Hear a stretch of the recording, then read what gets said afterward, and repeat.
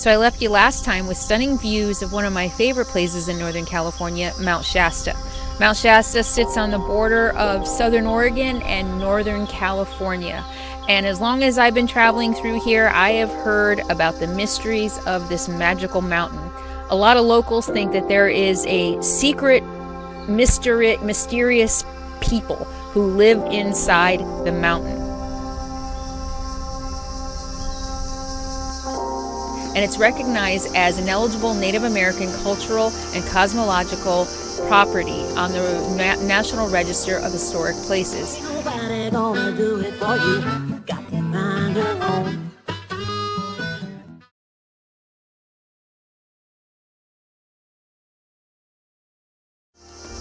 There have been artifacts found in the area suggesting that it's been lived in by humans for more than 11,000 years. That makes it one of the longest occupied areas in North America. Throughout history, mankind has been drawn to the mountains as a sacred feature of the landscape. It's likely that the mountains are among the oldest places of worship on the planet, the first temples.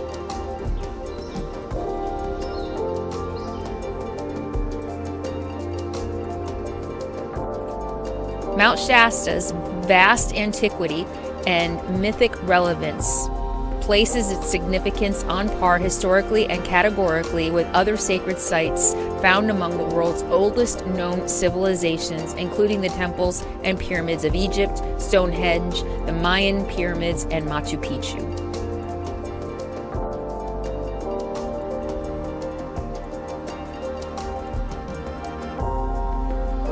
Natives have always considered Mount Shasta as a sacred place, and in recent decades it's been connected to a mystical power that emanates peace and harmony.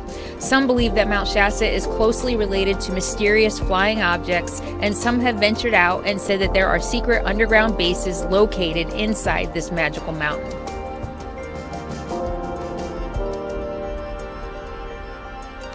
And also, many experts have identified the spiritual and cosmic energy point of this area as a landing area for UFOs, and even an entry point that leads into a fifth dimension and access to underground civilizations. In 1884, Frederick Oliver, writer and explorer, wrote a book entitled A Dweller on Two Planets, where he speaks of elaborate underground tunnels and rooms where the descendants of Atlanteans live.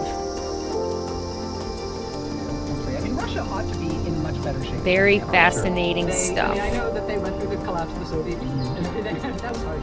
It sure does seem magical, the way it just kind of arises when you're coming from the south, the way it just kind of rises out of the landscape. And it's just been definitely a special sight for me over the years of traveling up and down Highway 5. I'd like to spend more time here and explore some of these myths and mysteries. Maybe someday we'll come back and we'll do that, maybe talk to some local experts.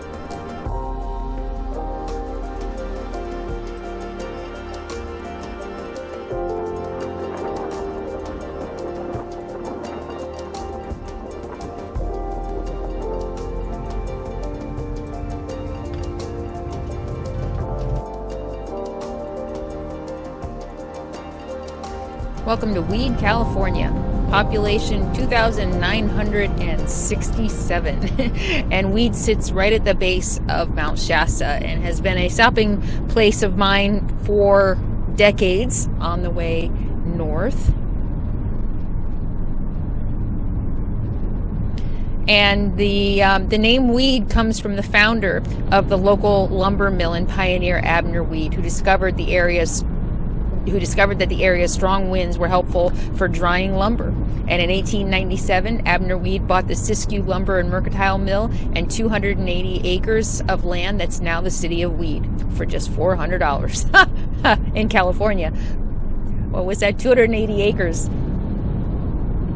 And in the 1940s, Weed boasted the world's largest sawmill. It's a cute little town. I've never really explored downtown, but this is kind of cute.